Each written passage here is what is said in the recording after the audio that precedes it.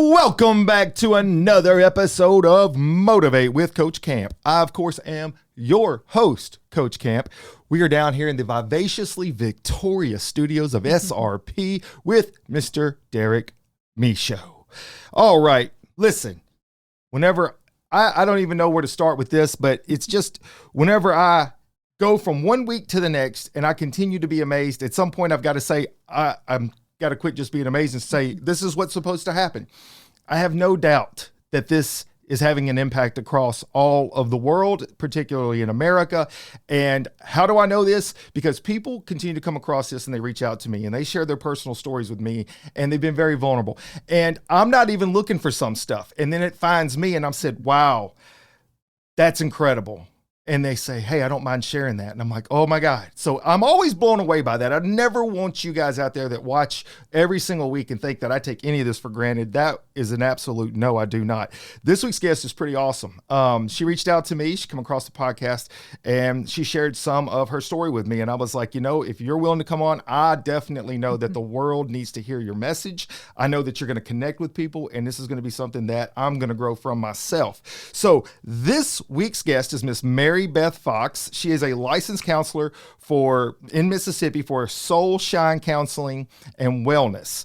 She also has a blog, a mental health blog, which is Not Good Enough Stuff. She's a motivational speaker. Her story will just tell itself. And so without further ado, welcome to the show, Miss Mary Beth. Thank you so much. I'm really excited to be here. I am super excited to have you. So just relaxing, the lights and stuff, they keep you warm because the air conditioning's really low.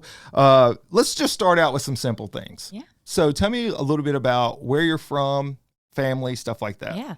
I'm originally from Tupelo, Mississippi. I've lived a handful of different places, mainly in the South. But my family and I, my husband and my 4.5-year-old little boy, we are on to a major change and huge adventure, moving across the country to Oregon in the next couple months. And you've been here so you lived in Tupelo, so when did you move to this area? After I went to Ole Miss, and then I moved. Toddy. Got you on that one, girl. Yes. Then I moved back to Tupelo, and then I moved to Dallas. And then I moved back here, and off I go again. Yeah. So did you have brothers, sisters growing up? Yes, I have one of both, and I am the baby. You're the baby. You know, there's stigmas that go with each, you know, whether you're the firstborn, the lastborn, and then the in-betweeners. Yep. So is it true? Were you pretty much like babied as the baby? My brother would probably say yes. Yeah. But there are a lot of dynamics within my family where for many years I played what would have been traditionally the oldest sibling. Yeah. Hey, personality traits, they sometimes will go out of order, so to speak. I know this. We have a daughter that is our youngest, and she acts more like the grown-up. So I get it. Yeah, yep. There's no doubt about that. Yeah. So growing up in Tupelo, were you guys big Elvis fans? Not huge. I love some Elvis. It's okay, though. I mean, he's wonderful. Yeah, have you been inside the house? I have. It's so small. It is. It's tiny. If anything, that's the American dream. You go down there, you see where this guy came from. That's where people could say anything could be possible. I mean, we'll talk about humble means. Absolutely. That was the epitome of humble means for sure. So how long have you lived here in the DeSoto County area? I moved back here the end of 2014. Okay. And what's taking, if you don't mind, what's taking you guys across the country to Oregon? Yeah. So my husband and I are kind of hippies, and we just were looking at like, what do we want for our child? Where do our souls kind of guide us? And we wanted to be in the mountains. So did you know anyone out there? No, and I've never been. Wow. But you still have family? All your family's here? Very, very bold. Yeah. Very strong move. Yeah. So full disclosure, for those of you that don't know, I retired from the fire department in 2016. I had ambitions of moving to Montana. I was going to be a cowboy. I've never had cowboy boots, but that's okay. I was like, you know what? Montana's calling me. And then other things happen, and so I'm still here. I'm not upset by that. I would never know Derek Michaud. So I have much props on that adventure. And we shared just before the show started that I have a friend that's from here, and they moved out to Bend, Oregon. They've been out there for a few years. I've been out to that part, and it is beautiful. Yeah, well, I've never been, but I'm going next week to find a house. So this will be your first time in Oregon. How exciting and wild is that to you? That's got to be kind of wild. Yeah. The people who really know me aren't shocked. They're not shocked. But then some are kind of like, what are they doing? But you got to admit, though, the average person, they fear change, and they fear change in a way that they know they're going to be solely responsible for the situation. You get out there away from everyone. You got to make friends quick or something. Yeah. So, and you're talking about some acreage. So, your friends are going to be bears and coyotes and stuff like that. You're going to have those people out there. Just researched bear spray yesterday. Oh, not a bad thing to do, for real. So, yeah, those guys can be, they're strong. All right, so you're moving out that way. I get it. What is it growing up that you saw yourself doing? Well, nothing compared to what I do. Right. I figured that. So that's why I was curious. Before we got to that part of your story, I was curious, like growing up, what was the ambition? What was the thought process? Growing up, one, I wanted to be a singer. Okay. But the main thing, when I look back now after having done a lot of healing work myself, I look at the path that I thought I wanted to do. And it was based on what others wanted me to do and thought that I should do. And, I majored in broadcast journalism. I was going to be a TV news anchor. Okay. And when I got into school and all of that and in front of the camera, I was just like, this is not me. It's not me. It's not what I want to do. But, I was told you finish your degree and you finish it in 4 years. So I did that. Went into Where'd you go to school? Ole Miss for so it was undergrad. Ole Miss for the Undergrad. broadcasting. Okay. Yeah, and then did advertising sales for a little while, and then I did pharmaceutical sales, and none of that ever really fit with my soul because, like I was telling you, I'm pretty type B. Yeah. And did you have hobbies growing up? I did. I played soccer. I sang. I liked to create stuff. I liked to be outside. So you had a creative style about you. Yeah. And now this is curious because you like to sing, but then you're also telling me, though, you're type B, not big on cameras. How did that blend? Did you want to be like, what was that? What's that singing show they have where Masked Singer? Oh, yeah. Is that what you saw yourself? Maybe I could just wear a mask and I could go out there and sing. Yeah. Well, maybe it's when I'm in my element and it's something that I'm really passionate about, the other stuff just kind of melts away. That makes perfect sense. I think that a lot of people would resonate with that. I know I personally don't have a lot of inhibitions as far as like, public speaking and stuff like that, but there are areas that if it's my passion, even if I don't feel comfortable about whatever that situation is, I definitely will push forward. So that makes perfect sense. So as you finish up your degree, did you actually get a job? Did you actually go that path of doing any broadcasting? No. I went into advertising sales. So I got to wrap the story out. So this is all important stuff. Okay, so you finish up your 4-year degree. Mom and Dad's like, all right, so what news channel are you going to? Be like, well, so I'm going to market for them. Yeah. Was that just like, okay, all right, she's doing that? It was mainly you get a job. Got to get a job. Fair enough. How old were you when you graduated college? 22.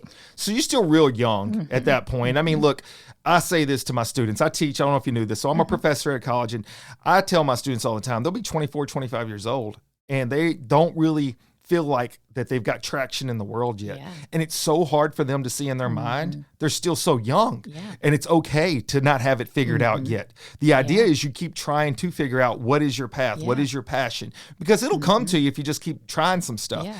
And I had just a small story. I had a lady that was like, I always wanted to be a doctor. I was like, okay, so become a nurse practitioner. You can do that. She's like, I don't think I can. I was like, I promise you can. I talked to her today. She's a physician assistant. So she ended up getting her PA. Yeah. So I'm just like, stop putting limits on yourself. And age is just a number. As long as you have an ambition and a passion, you can continue to pursue. Yeah. So how long did you do the marketing stuff? I did that from 22 to 25, and then I went into pharmaceutical sales. How did you make that transition? Was that somebody suggesting that to you, as you said? A lot of it was from the way I grew up. Okay. Was because pharmaceutical sales at that time and still somewhat was prestigious and make money. The money and all of that. And it was just like, okay, here at 25, I could make all this money and, all these. That's really what guided me now looking back.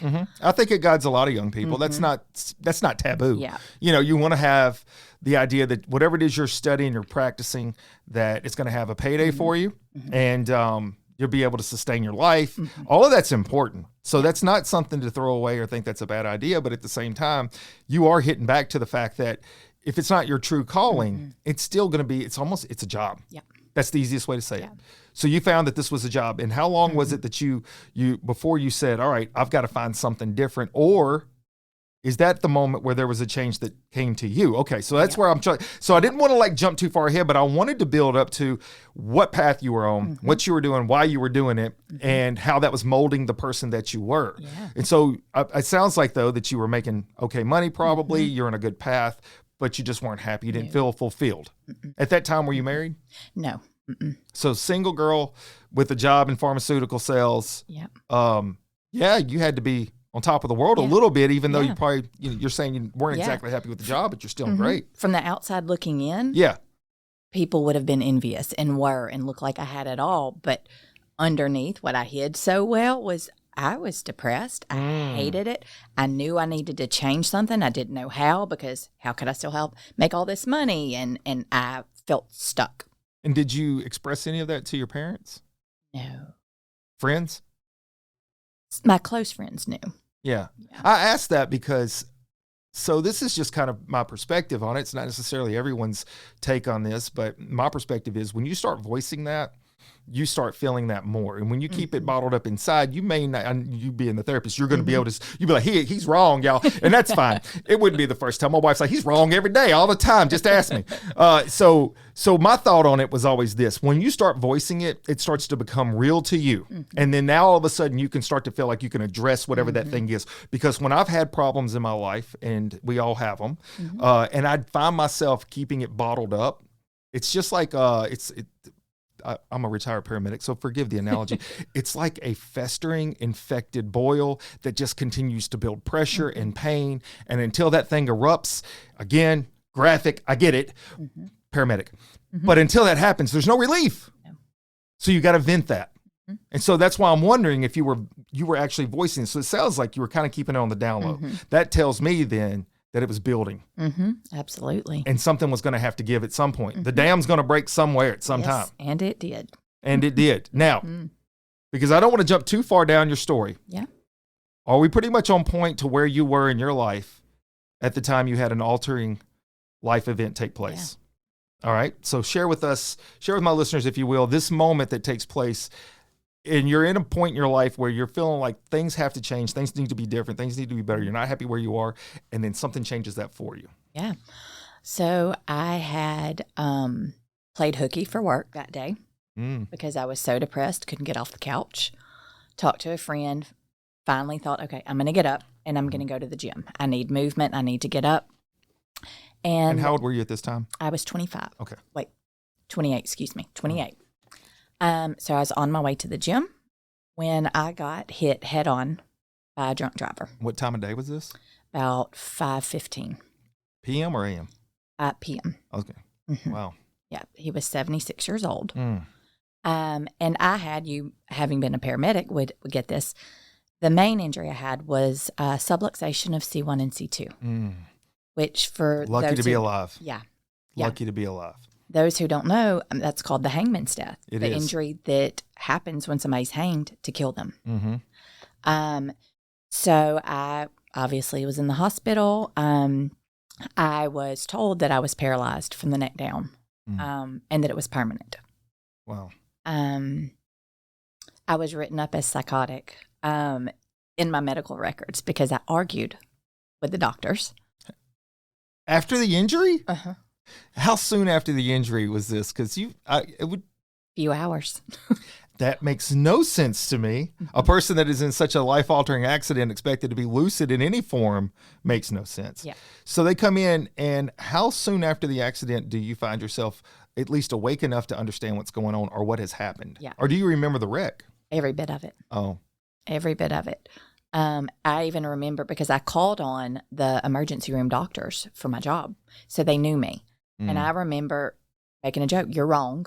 I'm not paralyzed. Can y'all go get my company credit card and we're going to order some food because I'm hungry." And them all looking at me like she has no clue what's happened to her. She has no clue. She's not accepting that she's paralyzed. And I knew somehow within me, they're wrong. Yeah. I'm not paralyzed. I'm going to walk. Wow. It does surprise me a little bit that the doctors and nurses would have been put off by your reaction, because I think that I'm speaking strictly from my own personal medical experience. Individuals that face horrific, traumatic situations, or it doesn't have to be traumatic, it could be family related, something that happens to their family.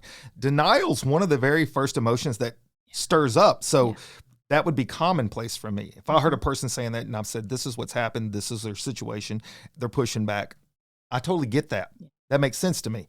So, okay. So then that first day, clearly things were not great. Was there any other injuries besides the neck? I would imagine there would be. Yeah, there were, but they were internal, and the severity of the injury to the neck was the main concern. Sure. So that was their focus. And then down the road, all the other stuff kept coming up. I was, once I got out of the hospital, that's when they said, you need to follow up with your doctor. How long were you in the hospital? I think it was really not that long, several days. And they wanted to do surgery on my neck, and I refused it. And so I was basically sent home to sit in a chair and was told, you have 3 months to sit in this brace that pushed my neck all the way up. And I couldn't move, could barely walk. And that I could just sit there for 3 months if I didn't have a blood clot that was going to kill me. And in 3 months, I would come back into the neurosurgeon, and he would say, see, I told you, now we're doing surgery. Mm-hmm. I went in at the 3-month mark, and there is no medical explanation as to why the subluxation of C1 and C2 was no longer there. So to explain to the viewers that may not have medical background, so subluxation is basically just like dislocated. Mm-hmm. So it's dislocated, but in the sense that it's not a fracture. Mm-hmm. And so you have those little cartilaginous discs that are in there. So those guys had swollen and I guess shifted. Mm-hmm. And so they see that pressing against the nerves, and they're thinking to themselves, look, we're going to have to surgically realign this and fix it. Yeah. But the one thing that is a fact, and that is, thankfully, it did not sever the nerves. A severation that's where they're still working to try to get that to be fixable one day. So thankfully to you, the swelling obviously was a mask to them. You do what you do. Plus, you know what I know about redheads, because I got a couple of them pretty hard-headed. I'm just saying, that's not a knock on you. You may not be hard-headed. I don't know. But I am. You tell a redhead what they can't do. Then there's a thing in Mississippi, we say, hold my beer. So that's going to happen next. So then how long was it from the time that you had the injury to the first time you see yourself, or was there like this long rehab process that you had to go through, I would imagine, before you could start actually functioning and moving like you thought you would? Yeah, I was in physical therapy off and on for years after that. I would imagine. I was not able to work for several months. And then it got to the point where the contract I was on with the company I was working for was up. And so it was either have no job or move. And I was medically not ready to move, but I needed income. So I moved to Dallas, which is near where my brother was, because I knew. I was about to ask what brought you to Dallas, but okay, that makes sense. I knew that I was going to be having probably a lot of surgeries, all of these things, rehab and all of that. So I moved to Dallas. I was there maybe several months before it got to the point where I couldn't walk hardly. And then I had my first hip surgery, my first of 4. The hip injury from the car wreck? So there was other things that were nagging. Yeah. Obviously, front stage was going to be the neck. Yeah. Yeah. So they get to that, and you had 4 hip surgeries. My last one was just December this past year. You doing okay from that? Yeah. Yeah? Yeah. Gee, so at that point, were you able to walk? I mean, obviously you're having hip surgery, so you're not walking after hip surgery, but up to that point, were you able to start moving your legs? Yeah. How soon after the injury, because that's the part that I guess I'm a little foggy on. How soon after the initial injury was it that you got feeling back to your feet, you were able to start moving your legs? It was just maybe a few days after the wreck. Okay. And I was, I had told a family member, give me my phone.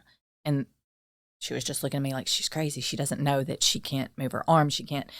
And she saw me move my finger, trying to get her to bring it to me. Yeah. And that's when we were like, whoa. And then it slowly all started returning. So by the time I got out of the hospital, I could feel everything. You could feel it, yeah.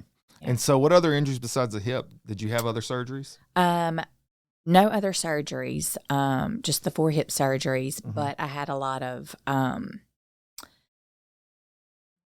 my organs got hit so hard that I developed a colon disease from that I still deal with because they had to put me on a lot of aspirin, way more than you're supposed to get to prevent a blood clot. Blood clots, right. Yeah. So that, and then now, still just a few months ago, I was having MRIs of my back, my spine, my brain, all of these things because I still deal with a lot of physical issues. I still I have to rest a whole lot every day because just being up around, running around with my child and all of that is so much physically on me, and I live in constant pain. So did you, forgive me for this, I should have had this timeline better on this one. Yeah. So how long ago was it that the accident happened? It was in 2010. Okay. So coming up 14 on years. 14 years, yeah. So then how soon after that was it you had your child? How old's your child? He is 4.5. So was there, hip surgery recently, I've never given birth. I know that shocks a lot of you, but that had to be tough. Oh, it was very tough. And like you mentioned, redheads being stubborn. Yeah. I had him at home with no meds. What? Yeah. Oh, Mary Beth. That just made both my hips ache. Yeah. Lord. It was a lot difficult because at that point I had already had 3 hip surgeries and all that. But I also thought, with all I've been through, I can handle this. And I want to be at home. I want it to be as peaceful as possible. And I did. You're one tough cookie. I don't guess you have to be told that one. Wow. So you have the child. Did you have a midwife? Yes. Okay. So, I delivered my own daughter. Just throwing that in there. Little fun fact. But it was in the hospital. My wife she was like, we're going to the hospital in case some things go wrong. But the doc's like, yeah, you could probably catch them. So I did. That was fun. So here you have a son, right? And you have had just a recent hip surgery. How's the neck doing? It's painful on a daily basis. Yeah. I've got arthritis. I've got all kind of muscular, all kind of issues, tons of muscle atrophy. You mentioned neck surgery. Yeah. How many of those? Never? No. Never ended up having the neck surgery. No. Wow. That is incredible. At some point, did you have to start looking at yourself like this had to be a miracle? Yeah. Things had to have went in a different direction that are medical anomalies. Yeah. And I've seen so many medical anomalies in my time, obviously doing what I've done for over 20 years. It's just things medicine can't explain some things. And so that is absolutely incredible. Well, following that, and you mentioned that you lost your job. You went to Dallas. How long were you in Dallas? I was in Dallas for, let me think, about 4 years. Is that where you met your husband? No. Oh, okay. So there's more to that story. So you hung out with your brother, helps you kind of get back on your feet, rehab and stuff. Did you get a job down there? I didn't work for a while. Once, when I relocated to Dallas with the company I was with, I had my first hip surgery, recovered from that, and then my physical health started to decline even more from the wreck, and I needed another surgery. And the company just basically said, we can't continue to employ you when you need all this time off. And so I guess then there goes your insurance as well. Yeah, absolutely. And at that point, there were no other options like the marketplace. I couldn't get covered, and I was denied by all these companies because the severity of my health issues. So that's when I started looking into options for several personal reasons, financial reasons, all of that. And I was able to get health insurance through graduate school. Really? That is fascinating. Yeah. I didn't even realize, I swear to you, I did not realize schools offer insurance. Yeah, mine did. Wow. Thankfully. Where'd you go? Southern Methodist University in Dallas. Oh, okay. And and then what did you study while you were there? Counseling. Okay. So this starts to lead toward your new path. So you're not working for a minute while you're rehabbing your health, you're getting your health under control. And then at the point where you're like, look, we've got to have more surgeries. I've got to have insurance. Is that what led you to going back to school, or was school already on the radar? Because that's an interesting turn. When my wreck happened, I had needed to be in therapy for many years before that. But this is mental health. Mm-hmm. Okay. Yes. Yeah. And my wreck kind of gave me an excuse to be able to go to therapy. So you felt less vulnerable because you had a reason that you could let people know, and they'd be like, well, we understand that. Yeah. I just want to hit a pause on that for a second, because I think this is a huge part in our conversation right now, because I have listeners all over the place. And right now that message needs to hit home strong, because I guarantee you, I'm going to put it in the thousands of people that are watching right now, hearing that, say to themselves, I know what that feels like. Yeah. I'm embarrassed to go ask for help because I don't have an ailment people would understand and say, well, clearly they need some help because of this. I got to tell you guys, don't do yourself that disservice. Yeah. If you feel like you are having some struggles in life, you're having trouble mentally coping with something, look, this lady right here, we're about to get to this part of it, which is why I really wanted her to be able to come on the show before they moved off to Oregon and started a whole new cowboy lifestyle. But I'm telling you right now, that speaks volumes. People need to know it's okay to not be okay. They need to know that it's okay to ask for help. And so I just had to interject that right there, because that is so, so important. I didn't want to step past that too far. Absolutely. All right. So you start realizing that you needed this, and now you had this reasoning, and here you are in Dallas, and you're going to go to school. And so you're going to get this insurance that's going to help you with your surgeries. And at that point, was that when you started seeking out some mental health? I started going to therapy maybe several months after my wreck. Oh, so it started a little sooner. Okay, good. Yeah, good. Yeah. And me doing my own work in therapy allowed me to see that my wreck was such a tiny part of the reason I needed to be in therapy. But being able to do that work, and for me to start healing and seeing that I could have a life of contentment, I could heal and create a life that I love. And I mean, and it's hard work. Yes. But it has to be intentional. Yeah. But me doing that allowed me to see, this is what I want to do with my life. I want to help guide others to create and learn how to have lives that they can love. And that's what it just happened to work out, that, I could get insurance through school. I could do that because I wasn't able to work for a few years because of all my health issues from the wreck. And I decided that from the help I had gotten from therapy, that was the direction I wanted to go, to help others. And so you finish up how many years at school there in Dallas? It was a little over 2. 2 years. And then you graduate from there with the title of what? Master's of Science in Counseling. Okay, Master's of Science in Counseling. So that's going to set you on a new trajectory. Yeah. Now, do you stay in Dallas? Nope. You come back to here? Yes. Okay, so this is where all family still is. Is your brother still in Dallas? He's still there, yeah. Okay, but the rest of the family's here. All right, so that is where I want to pause. We're going to take a quick break. And when we come back, I want to hit on what you just talked about finding your purpose through tragedy, but understanding the gift is when you share. That is immense. That is huge. That is what Coach Camp's podcast, in my opinion, that is the roots of everything. So we're going to take a quick break right here. We'll be right back after this. You guys don't go anywhere. A great opportunity awaits. The Motivate with Coach Camp podcast is now in its 2nd season, and we are excited to say that we have listeners all over the United States and in 19 countries. If you have a company and you're interested in some very affordable advertising, while at the same time supporting a great cause, please go to motivatewithcoachcamp.com and fill out that sponsorship page, and we'll get right back to you. You can support the podcast through donations on Venmo at Motivate with Coach Camp. Thank you to all the listeners and guests who have blessed this podcast with their engagement and involvement. Welcome back, everybody. So right before the break, I was speaking with Miss Mary Beth here, and she had given us her backstory to the front end of her life, to the tragic incident that took place that centered out an entirely new path. And also, we even recapped on the fact that she had been dealing with some mental health problems even prior to the accident. And then the accident just kind of really brought some things to light, and then gave her an opportunity that she felt like that she could pursue some version of health avenue, not just with the physical part, but the mental part, which was absolutely what she says she needed, which I feel like so many people suffer from that as well.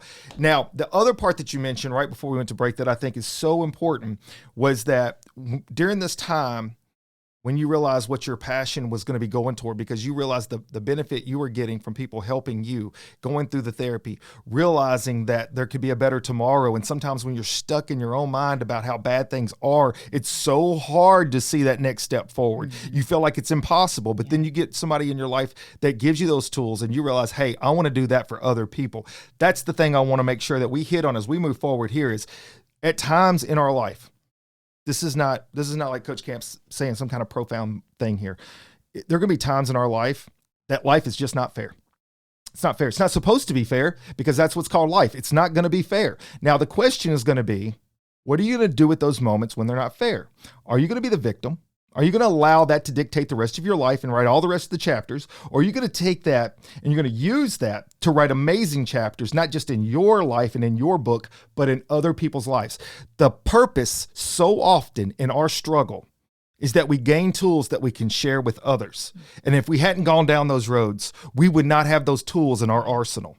I know me personally, having been a paramedic and seen so many different tragic life moments, it has given me such a different perspective that I never would have had I not been a paramedic. Yeah. It molded the person that I have become today. So this obviously was a life molding moment for you, Miss Mary Beth. Mm-hmm. Here you are coming out of these injuries, coming out of this funk that you could have said you were in before the injuries, and now you have some clarity. And when the skies start to part and the clouds start to lift, you see a pathway forward and you come back home. Mm-hmm. So take it from that part where you move back home. What is Mary Beth's next steps? Yeah. The reason that I moved back here was from me doing my own healing work. I knew that another part of my healing was to come back to the state where so much of my trauma, not the wreck, but childhood trauma, had occurred.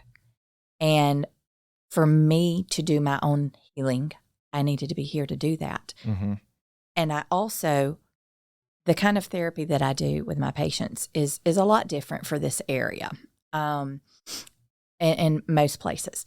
I knew that the other piece of me coming back here was to be able to help guide other people with types of therapy that weren't typically and traditionally available here. And so that's what brought me back here. And I have done a lot of healing from my own childhood trauma, being back in the state where, like I said, it occurred. But I have also helped, from me and my employees at my practice, thousands of people in the ways that I was helped. And so I feel like now I have done that. I have done a lot of my own healing and continue and will always continue. But I've also done what I needed to do to help others here. Mm-hmm. And that's why. You feel like this chapter's coming to a close. And by the way, it's common. Seasons come and go. Mm-hmm. People live their lives in seasons often. Yeah. And you said something in the front of that part that is just it's so much bigger than those words could even express, was the fact that you had to return to the place of the trauma to find the healing. And I'm not sure if you're familiar with Forever Young Veterans, which is an organization, nonprofit, that takes veterans back to the place where they fought in wars, World War II in particular, Vietnam, where they take them back to those spots. And that creates that moment of closure that they needed. You needed closure, but then you didn't just need closure. You needed closure, and in a way that you could express that to help other people in the same place at the same time with what they were going through. And now, and I fully understand this, now that season is starting to come to an end, and it's time to share that in a different area. Yeah. The season's not over with for your help, yeah, but just this part of it. Mm-hmm. And I think that's beautiful, honestly speaking. So when you start to see that ripple effect, you start to see how your story and what you've been through is having an impact on other people's lives. How much more motivated does that make you? Because I know how that makes me feel.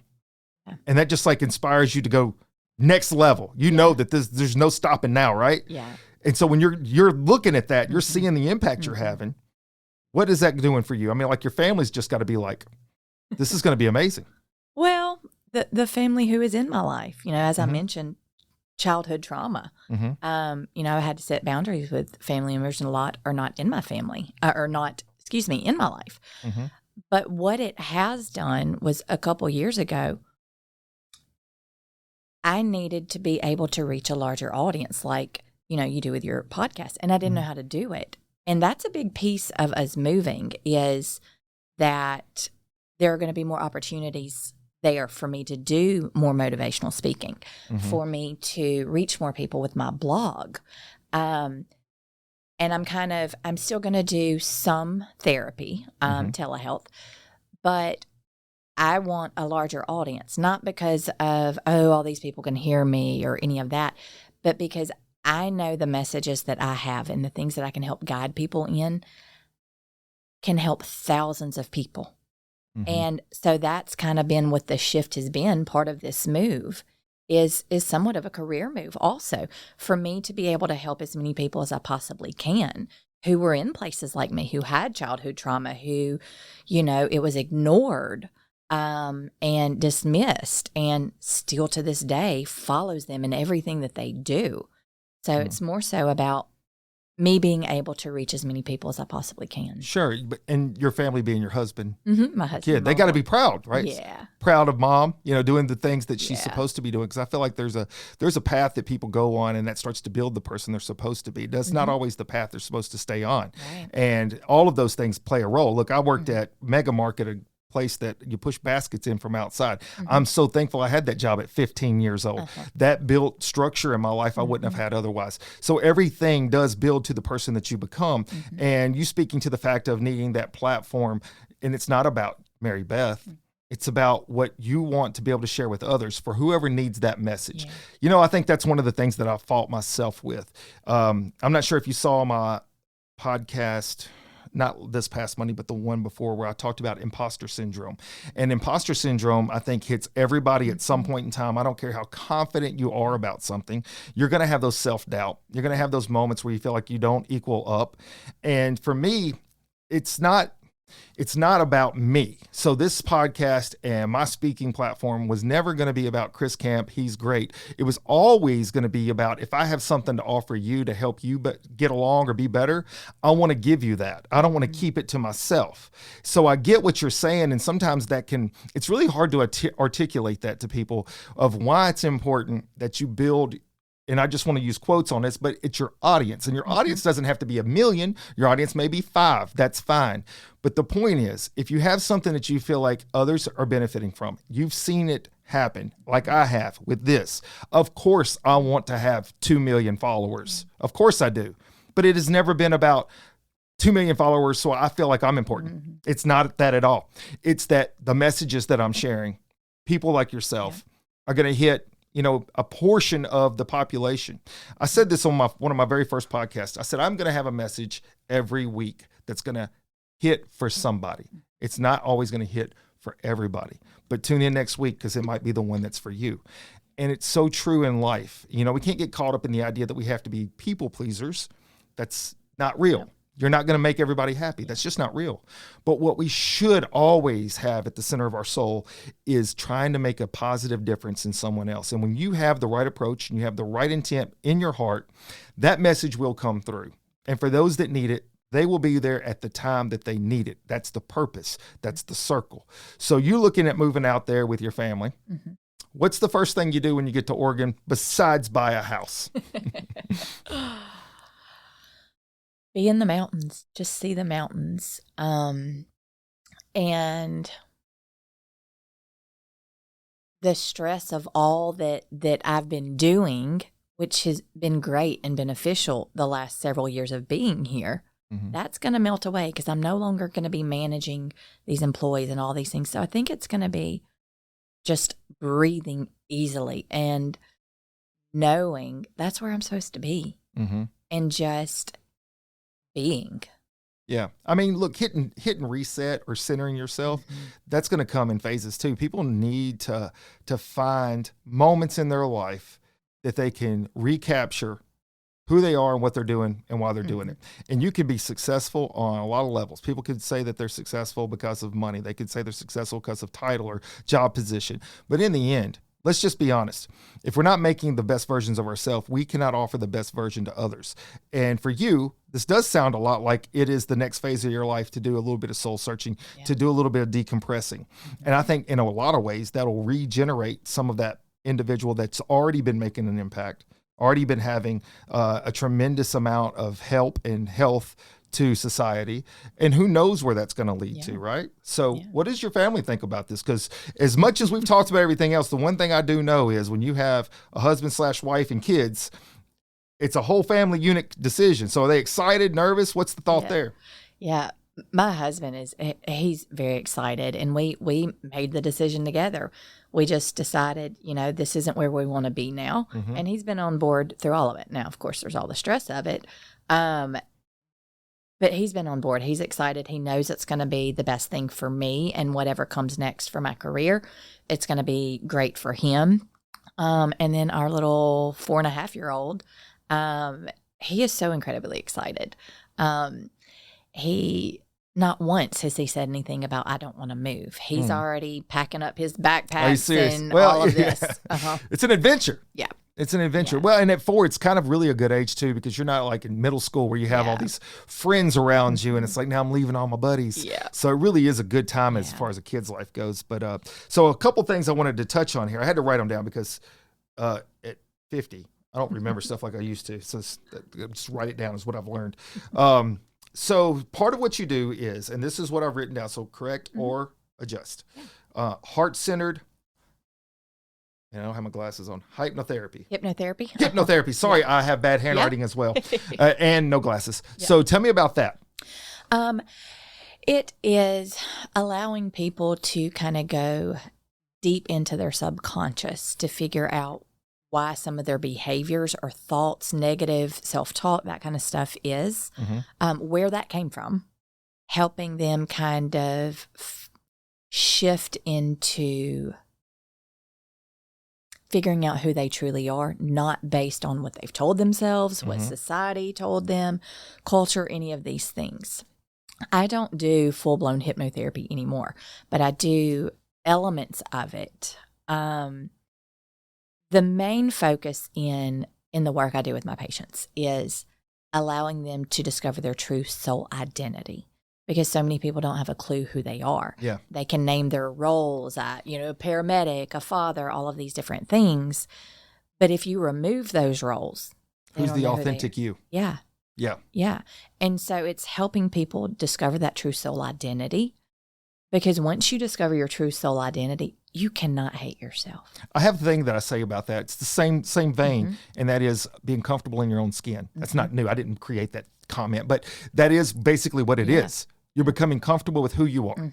That doesn't mean that you think you're perfect, but that does mean that you are okay with the person you are, and it doesn't mean you're not trying to grow. You know, you say these things here, and I'm hearing the words come from you, and I'm relating it to me, and it feels like that you do this too. When we build tools, and I say I'm talking about folks that are out there trying to be impactful, trying to be an influence, trying to lead by example.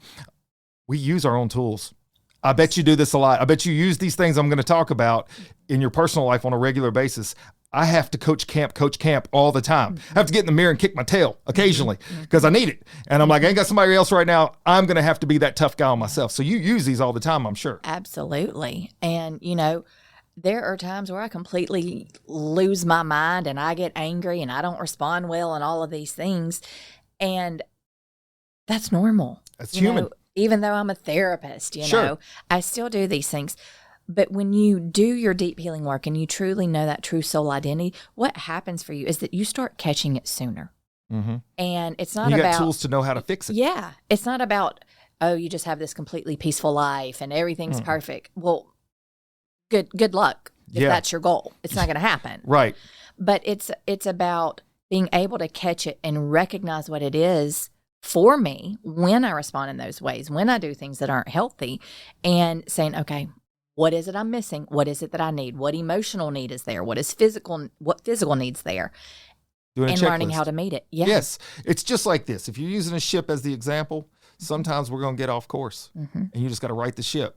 And the only way you know how to right the ship is that you know how to use the tools that are at hand. And if you don't know how to read a compass and you don't know how to do the things that you're supposed to do, is whatever a ship captain does, don't get me to line on that, but you don't know where the starboard is and all the above, you're just going to be doing this out there in the ocean. And that's what so many people end up doing. Yeah. And then whenever you give them the tools and they know how, well, they're going to get off course some. but now they know how to pull back. And that is honestly one of the greatest life tools you could give yourself, is to be more intentional about your life, to be more self-reflective, to be a critic, but in a way that is productive. Because too often, I think so many of us people tend to hyper criticize ourselves and feel incapable of things, and that's counterproductive. So there has to be a balance to everything. All right. So I'm going to talk to the next thing. Subtle energy. What is that? Explain that. Yeah. So that is, I told you before we started today, I'm kind of a hippie, and okay. I'm pretty out there with things. My mom and dad, I think, were hippies. Okay. I'm pretty sure. Yeah. I used to have dreadlocks, just to let you know. Nice. I'm just throwing it out there. It's a true story. But it's about like if you were in a session with me and I was your therapist, where I can look and kind of determine what's going on outside of your body, the energy around you, that you may not be aware of. You know, you walk into a room some places and you're just like, something's off in here. Or you see a person and you're like, oh, do not mess with them. They didn't look at you a certain way. They didn't say anything. It's reading the energy of, oh, don't mess with them today. They're angry or this or that. So it's about learning how to recognize the energy that you're putting out that is subtle, and then being able to do the work to shift that energy. I think what you're talking about is body language, and it's not hard to do if you pay attention to people.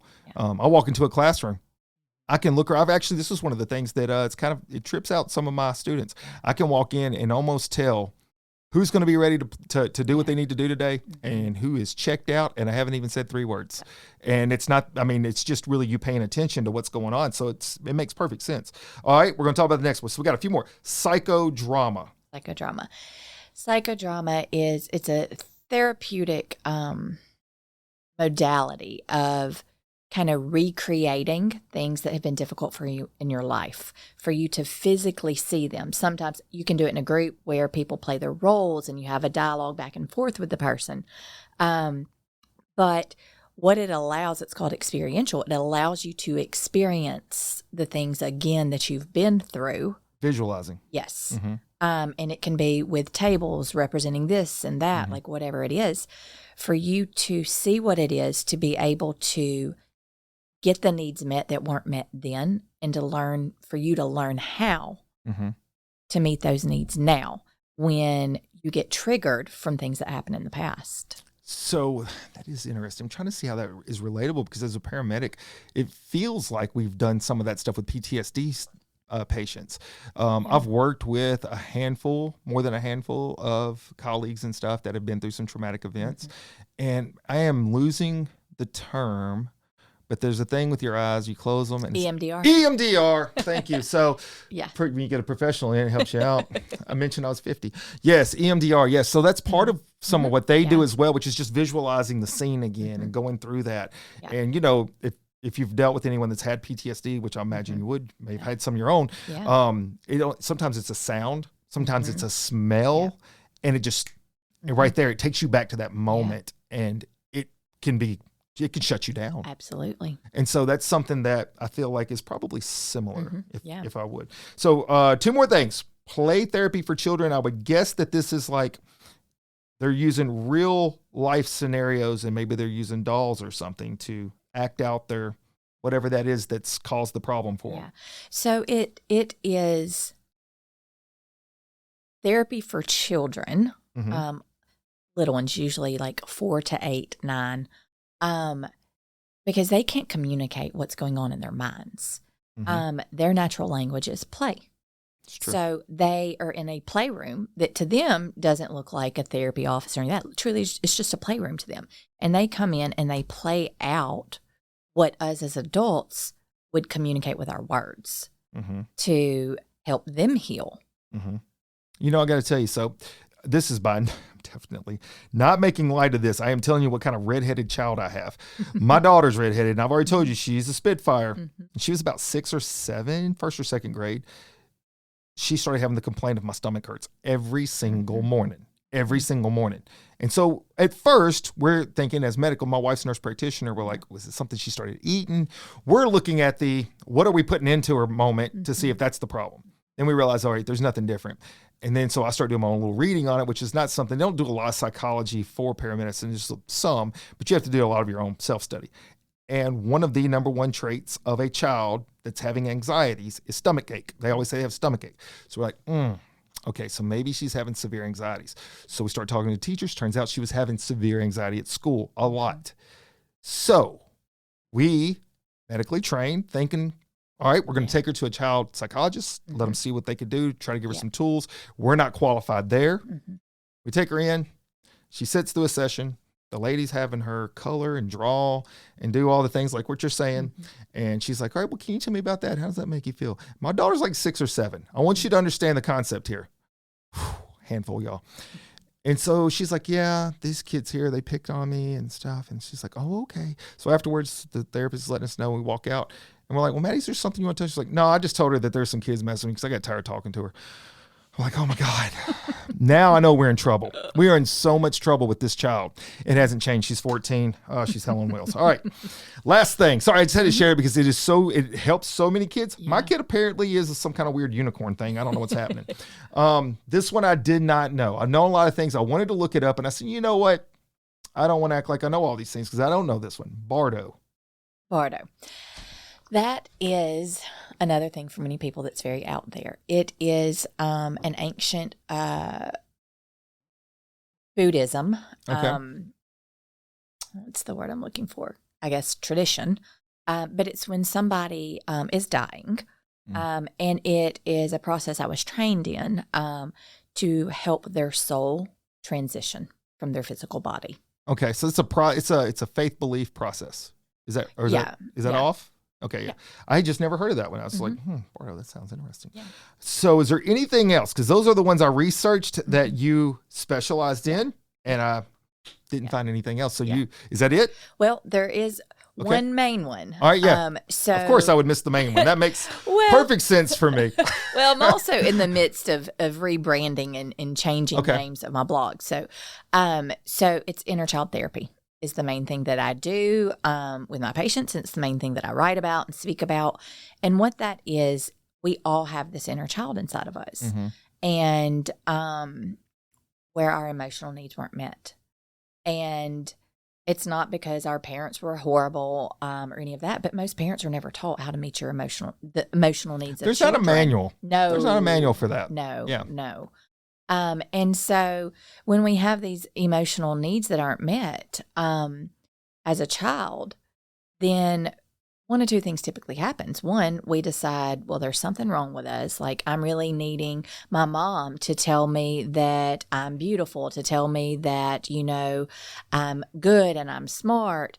But when I don't get it, then I start telling myself, well, something's wrong with me. I shouldn't need that. Or the other direction, you have that need and the need gets bigger and bigger and bigger because it's not met. And you have a child with attention-seeking behaviors that does everything under the sun. Yeah. And so, when children go through what we consider trauma, a house burning, a parent dying, those kinds of things, as society, we recognize that as trauma. So it's okay for the child to be sad. It's okay for the child to act out. But when we have these repeated emotional traumas, because like you said, parents don't get a manual on how to do that. And we all screw our kids up in some way. Then all these repeated kind of emotional traumas is what, like you mentioned earlier, becomes the negative self-talk as an adult. I'm unlovable, I'm not good enough, I'm dumb, all these different things. So inner child work is being able to go back and look at these emotional needs that were not met and learning how to meet those needs and learning that they were valid needs to begin with.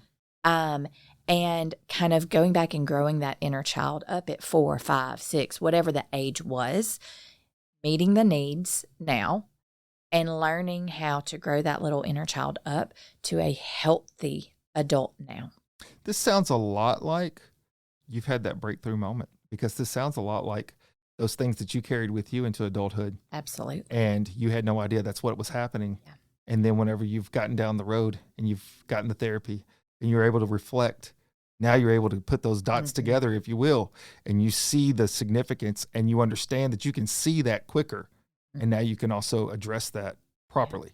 You know, I think that is the big story here. What you've done, Miss Mary Beth, if I may, which is one of the things I try to do. We'll see if I make it. I try to recap my guest on the full journey, if it applies. And in this case, I think it does.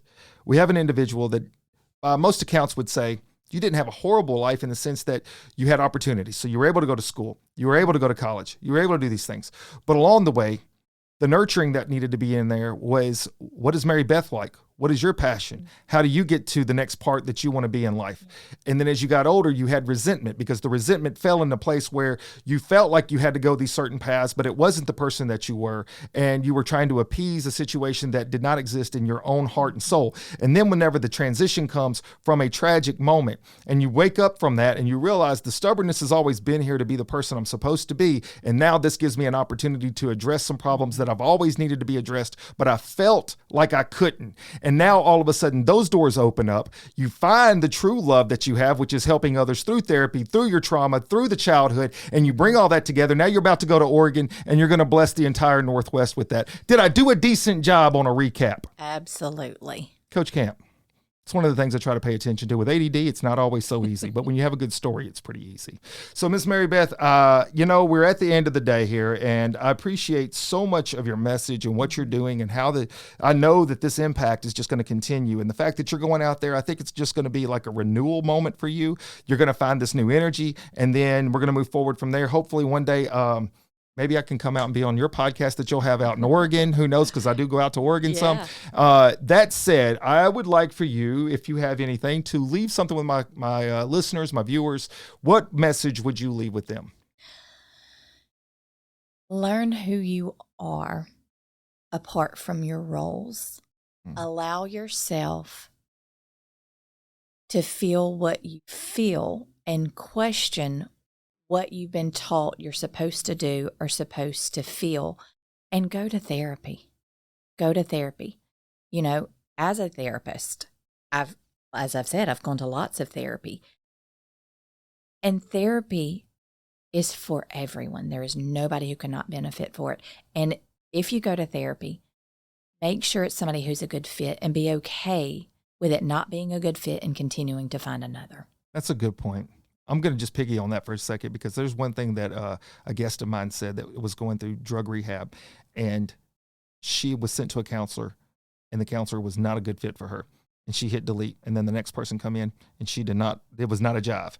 And the third person comes in, and she's speaking her language suddenly, and she's like, I knew she was the one. So you're right. Trust your intuition on that. But I think that the other side of that too is what you said, is you got to allow yourself to be vulnerable enough and open enough to be able to say, hey, look, it's okay to ask for some help. And not everybody has all the answers in life. Mm-hmm. And I look at it like this, because being Coach Camp is like I'm a coach for real, is that in the end, my players may be really great players on the field, but there's not something that they can't learn. And that mentorship and those years of experience is something I can infuse in them. And I think that that's kind of the recap that we have of you, is all those roads you went down has now better equipped you to be able to help those that are going through something that maybe they think they have it under control, but in the long run, it's really just going to continue to get worse if they don't find somebody to confide in.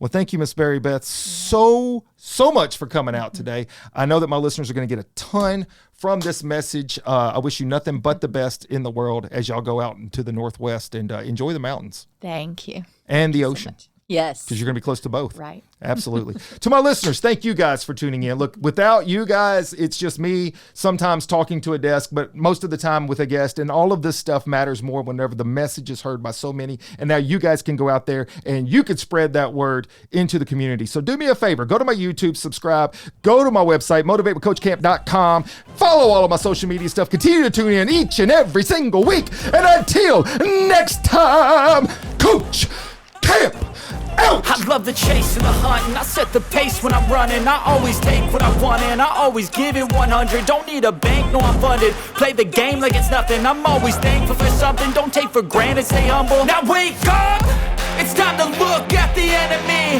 Look in the mirror if he is no friend to me. It's not working out, maybe it's the chemistry. It's time to break up so I can make a better me. Better believe in your mind, cause it's everything. You can mold, shape,